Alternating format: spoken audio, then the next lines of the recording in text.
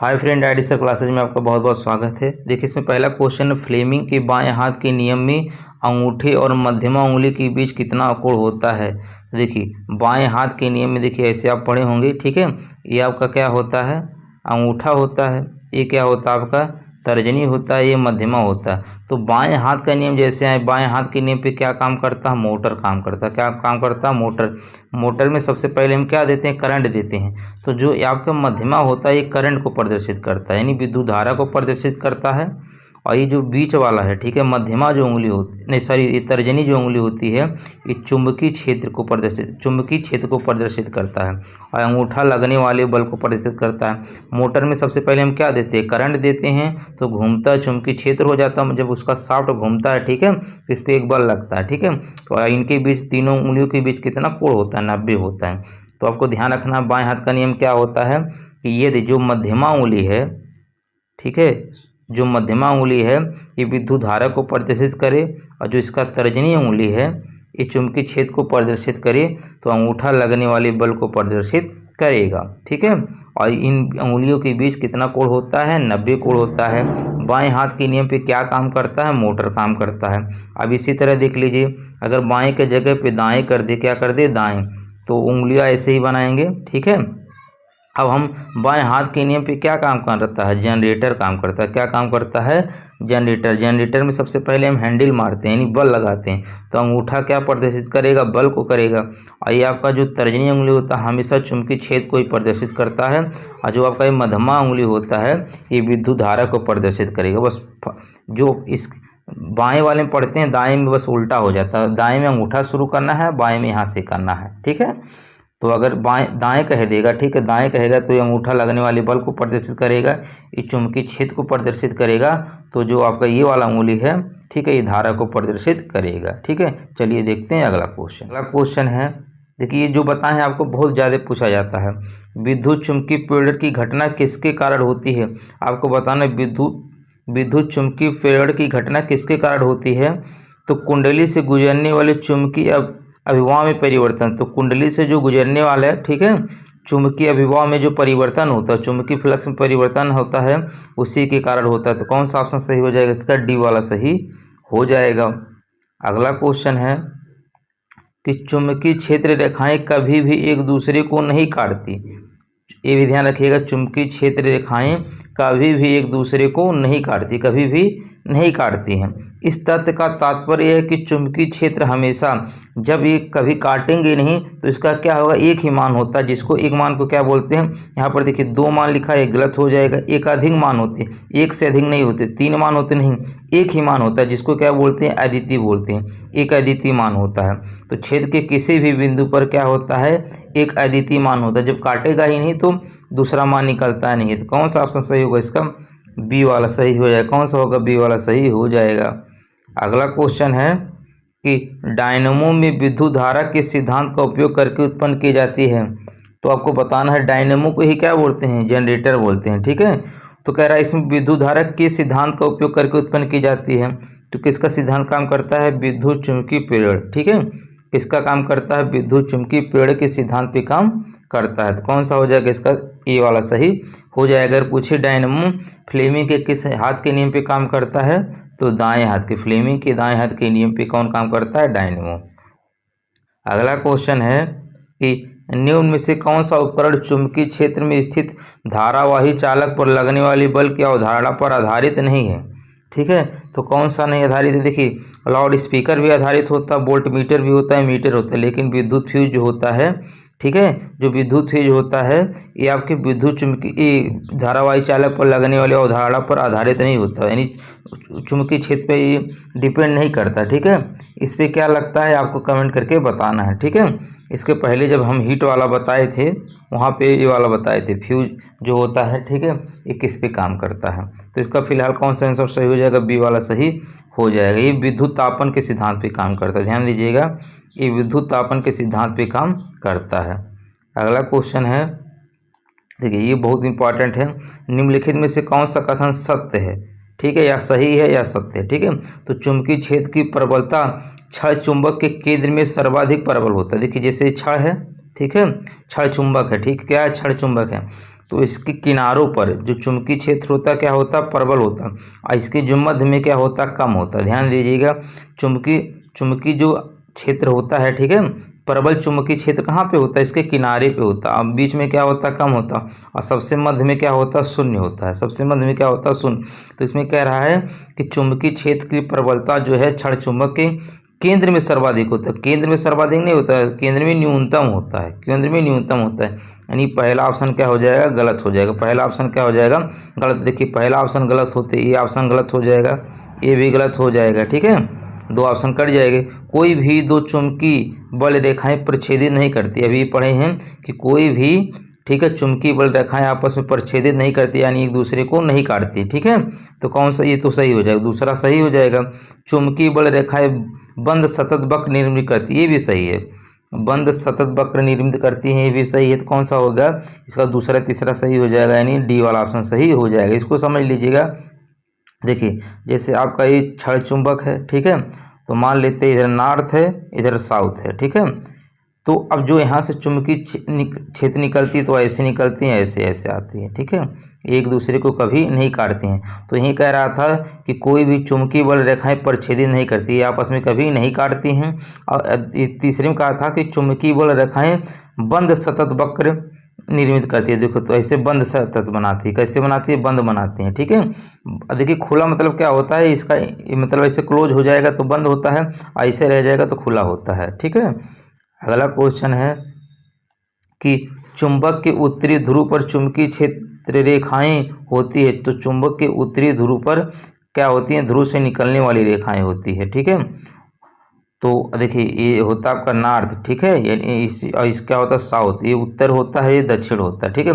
कह रहा है चुंबक के उत्तरी ध्रुव पर चुंबकीय क्षेत्र रेखाएं जो होती हैं ये ध्रुव से निकलने वाली रेखाएं, यहाँ से ध्रुव जो होता है उत्तरी ध्रुव, यहाँ से निकलने वाली रेखाएं होती हैं।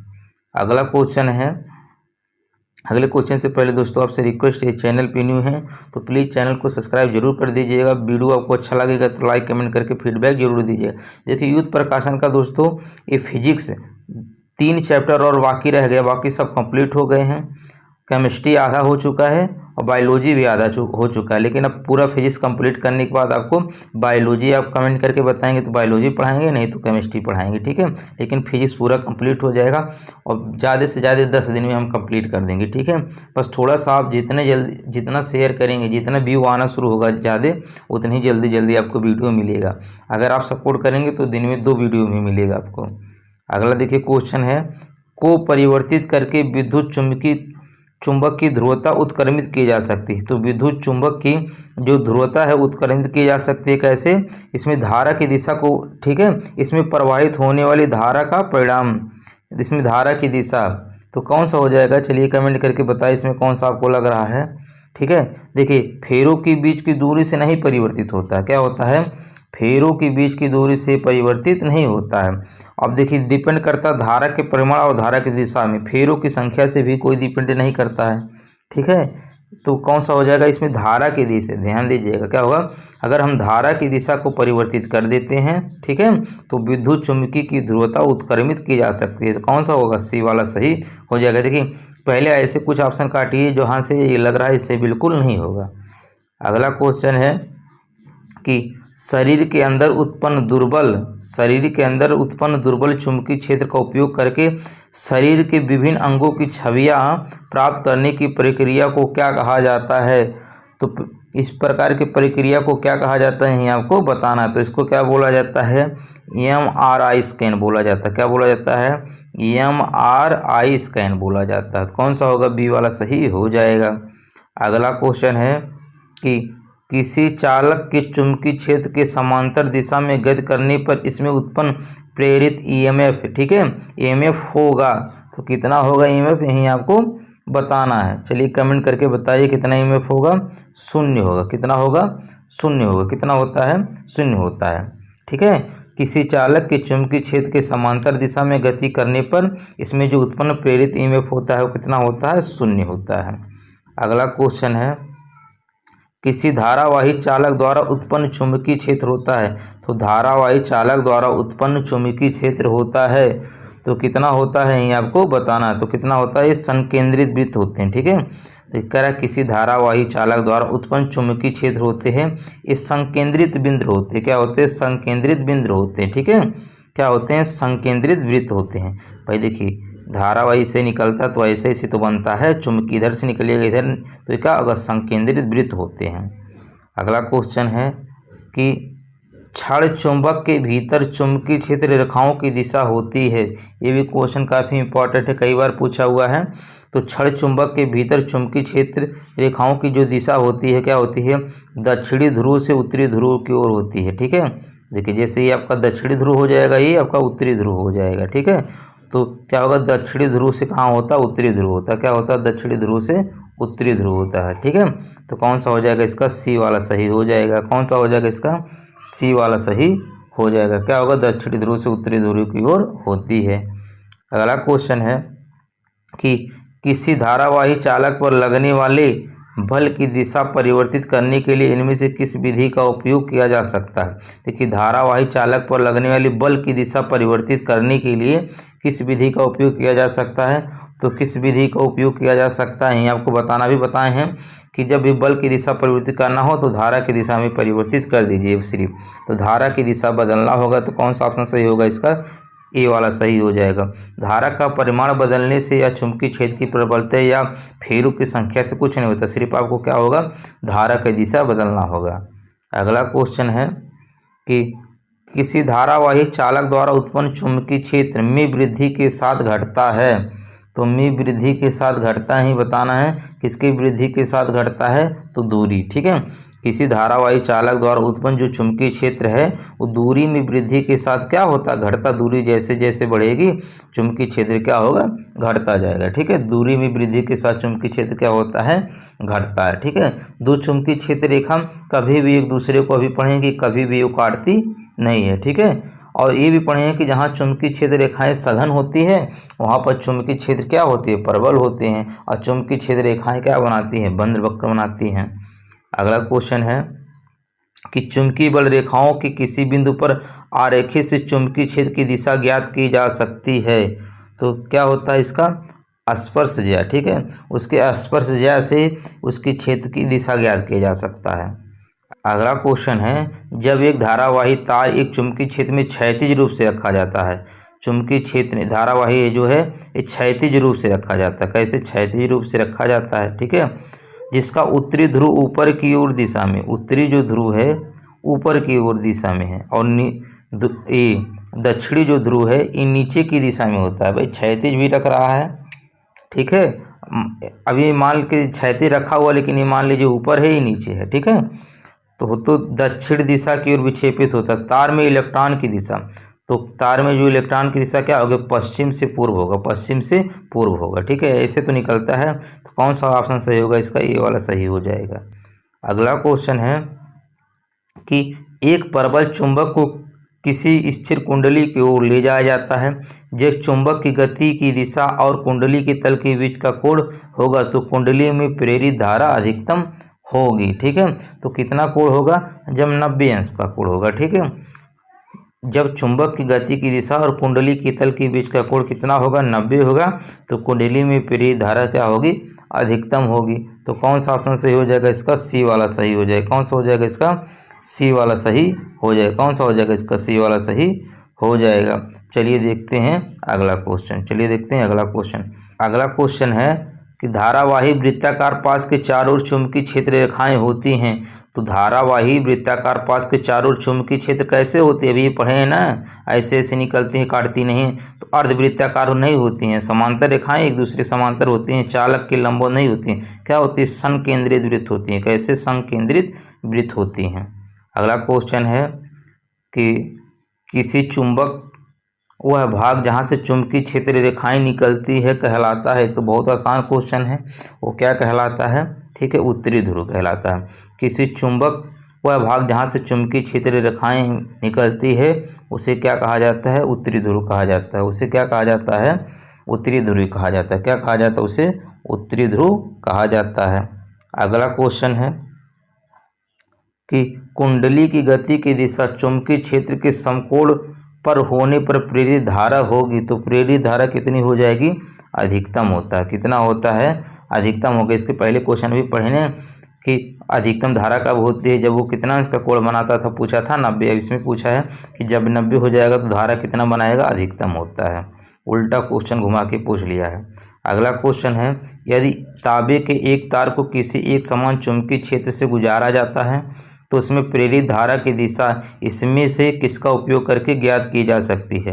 कह रहा है यदि तांबे के एक तार को किसी एक समान चुंबकीय क्षेत्र से गुजारा जाता है तो उसमें प्रेरित धारा की दिशा, ठीक है, धारा की दिशा इसमें से किसका उपयोग करके ज्ञात किया जा सकता है। ठीक है, तो किसका, फ्लेमिंग के दाएं हाथ के नियम से। ठीक है, भाई देखिए दाएं हाथ के नियम से ही तो धारा की दिशा हम ज्ञात करते हैं, क्योंकि जनरेटर में जो धारा होता है प्रवाहित होता है उसका दिशा कैसे ज्ञात कर सकते हैं, दाएं हाथ के नियम से। तो यहाँ धारा की दिशा पूछा है तो फ्लेमिंग के दाएं हाथ के नियम से। कौन सा ऑप्शन सही हो जाएगा इसका, डी वाला सही हो जाएगा। कौन सा हो जाएगा इसका, डी वाला सही हो जाएगा।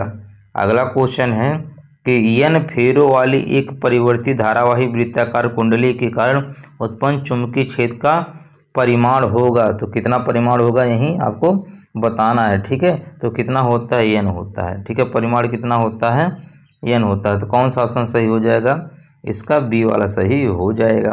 देखिए कुछ क्वेश्चन आपको एक दो बार पढ़ना ही पड़ेगा। अगला क्वेश्चन है, फ्लेमिंग के बाएं हाथ के नियम में तर्जनी किसकी दिशा को इंगित करता है। तो देखिए अभी बताए हैं पहले ही क्वेश्चन में। ठीक है, ये आपका अंगूठा होता है, ये आपका तर्जनी होता है, ये आपका मध्यमा होता है। ठीक है, तो जो मध्यमा होता है चुंबकीय क्षेत्र की दिशा, ये इसमें क्या हो, विद्युत धारा प्रवाहित करते थे, ये जो है चुंबकीय क्षेत्र की दिशा है। तो तर्जनी क्या होगा, चुंबकीय क्षेत्र हो जाएगा। कौन सा ऑप्शन सही होगा, इसका बी वाला सही हो जाएगा। कौन सा हो जाएगा, इसका बी वाला सही हो जाएगा।